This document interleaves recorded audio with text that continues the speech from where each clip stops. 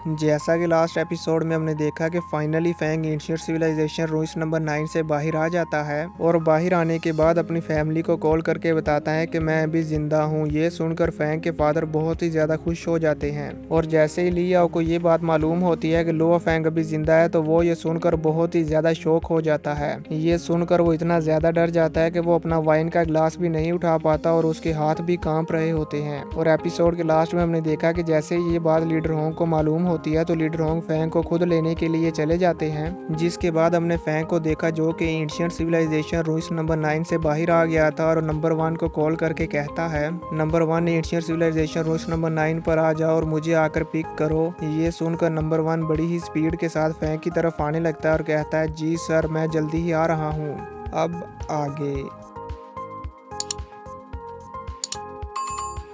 ये एपिसोड भी स्टार्ट होता है बिल्कुल उसी सीन से जहां पर हम देखते हैं कि फैंग का स्मार्ट फाइटर जेट फैंग को पिक करने के लिए आ रहा होता है। तभी हम देखते हैं कि फैंग के स्मार्ट फाइटर जेट के ऊपर एक और बड़ा फाइटर जेट आ जाता है। फैंग भी उस फाइटर जेट को देख लेता है और कहता है ये तो हॉल मास्टर का pre historical intelligent fighter jet है, ये यहाँ पर कैसे आ गया।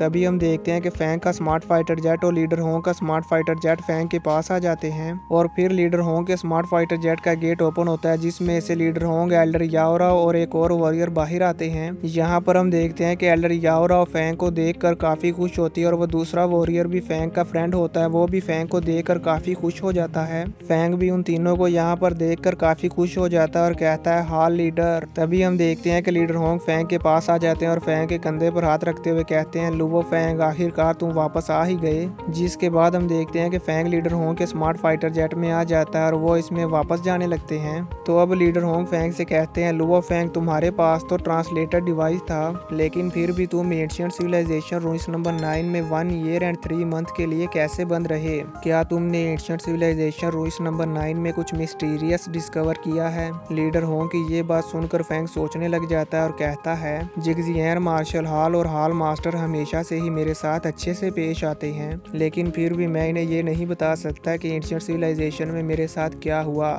स्पेशली मीटियोराइट स्टार के बारे में मुझे ये सीक्रेट रखना होगा। इसके अलावा मुझे वहाँ से जो ट्रेजर्स मिले हैं वो मुझे लीडर होंग से छुपाने की कोई ज़रूरत नहीं है लेकिन मुझे जो भी मीटियोराइट स्टार के बारे में इंफॉर्मेशन मिली है वो सब सीक्रेट रखनी होगी और मैं इनमें से किसी को भी नहीं बता सकता। फैंग अभी ये सोच रहा होता है कि तभी लीडर होंग वहाँ पर मौजूद उन दोनों वॉरियर्स को वहाँ से जाने के लिए कह देते हैं। लीडर होंग के इशारे को देखकर वह दोनों वॉरियर्स वहाँ से चले जाते हैं। जिसके बाद फैंग लीडर होंग से कहता है जैसे ही मैं ट्रायल देने के लिए एंशिएंट सिविलाइजेशन रूइंस नंबर 9 में इंटर हुआ तो वहाँ पर मुझे चैनल ए या चैनल बी में जाना था पर वहाँ पर मेरे लिए चैनल ए और बी ओपन नहीं हुआ। वहाँ पर एक और ही चैनल ओपन हो गया, वो इसलिए क्योंकि मेरी ब्रेन फील्ड ज़्यादा थी इसलिए उन्होंने मेरे लिए एक अलग ही चैनल ओपन कर दिया जिसके बारे में हम नहीं जानते थे और उस चैनल ने मुझे टेस्ट करने के बाद मेरे लिए एक अलग ही स्पेशल डेथ मिशन स्टार्ट कर दिया। ये सुनकर लीडर होंग भी हैरान हो जाते हैं और कहते हैं डेथ मिशन।